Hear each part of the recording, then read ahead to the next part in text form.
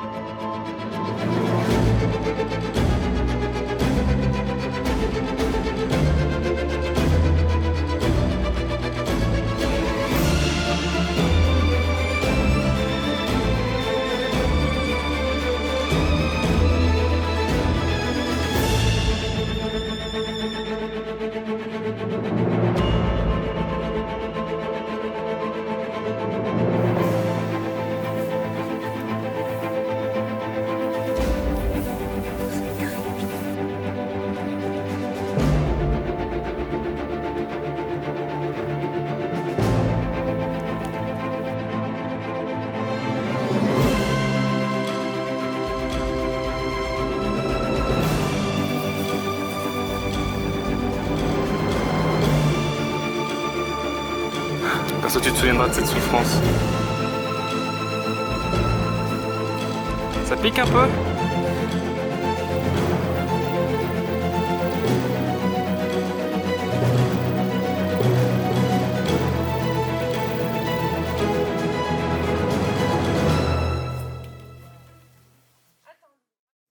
Ce bâtiment d'Elbray que vous voyez à l'écran était l'ancien réfectoire, donc, qui fait partie de l'un des bâtiments extérieurs. Et du coup, plus de 200 personnes venaient manger ici. Donc c'est dingue de voir l'effondrement tout simplement du bâtiment au fur et à mesure des années.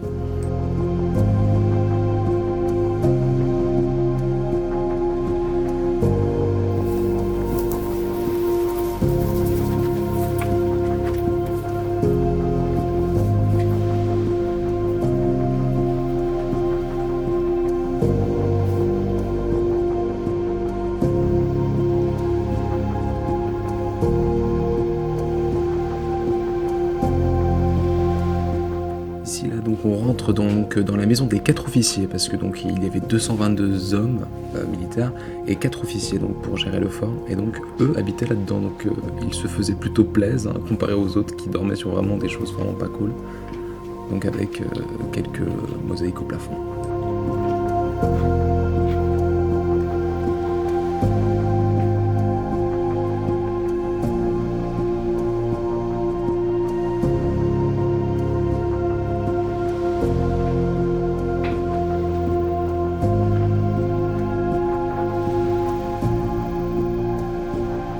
Et à ce moment-là, du coup, on traverse un pont-levis qui donc permettait donc tout simplement de retenir les forces militaires adverses s'il devait en avoir.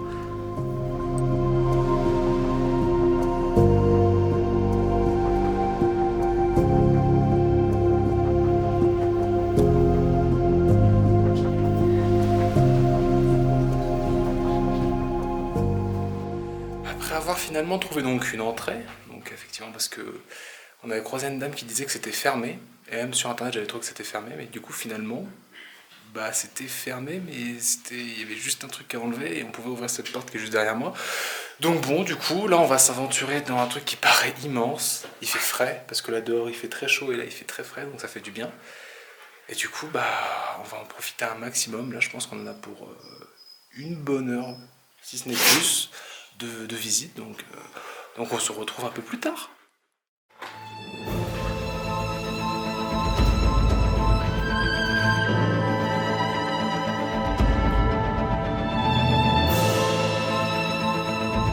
En fait, ce petit boîtier était en fait la centrale téléphonique Maginot du Fort et donc permettait toute communication avec Paris et les autres endroits bien sûr en France.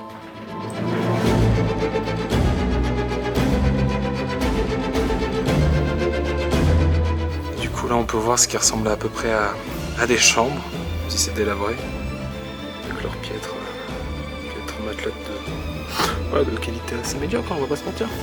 Mais bon, je pense que ça faisait le taf pendant un siège et 2 siècles tout cela. Donc là on se situe donc dans la cour extérieure, donc là où se formaient, là où s'entraînaient les soldats pour pouvoir combattre donc avec des cibles et voilà, donc c'est là où ils combattaient. Donc du coup l'histoire de ce fort remonte en 1880. Effectivement, en 1882, donc le royaume d'Italie décide donc de fortifier ses unités d'Alpini et donc à fortifier les Alpes italiennes. En réponse à cela, la République française crée des troupes de montagne et donc crée donc ce fort. Donc ce fort a été donc construit de 1890 à 1894. Il faut savoir que les pierres sont des pierres taillées et ne viennent pas du même endroit. Donc c'est-à-dire qu'ils ont dû acheminer tous les matériaux donc à plus de 1500 mètres d'altitude, car c'est là où nous nous situons. Donc c'est un projet qui a duré pendant 4 ans. Alors il faut savoir que malheureusement ils ne sont plus sur place, mais ce fort était armé de 8 canons et 2 mortiers donc, pour défendre donc le fort tout simplement.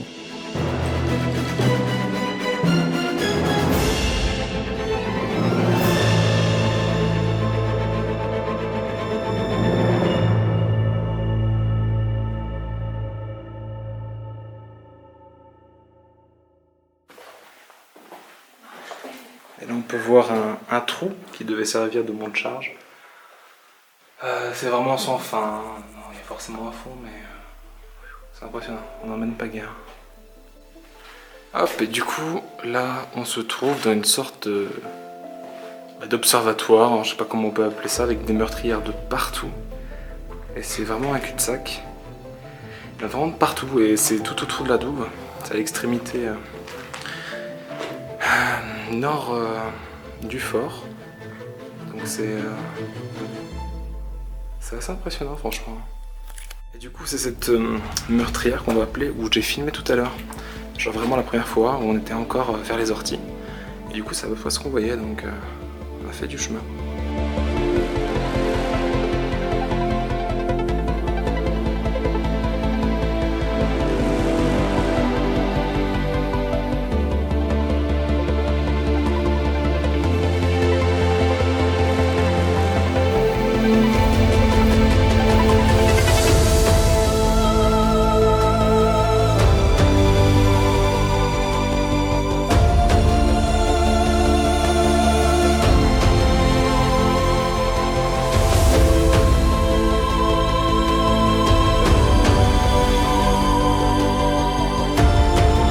On se retrouve un peu plus tard et du coup là on est au sommet du fort, donc sur le toit en quelque sorte, je sais pas comment on appelle ça. Et du coup là on a vraiment une vue magnifique, regardez ça.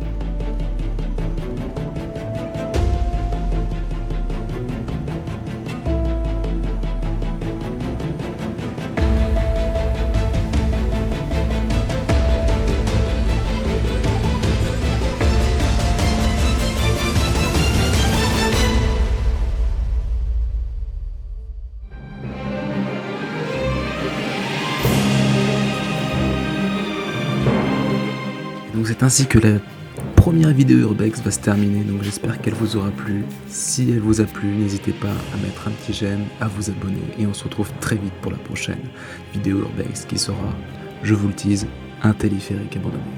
Voilà, on se retrouve très vite. Bonne soirée, tchuss.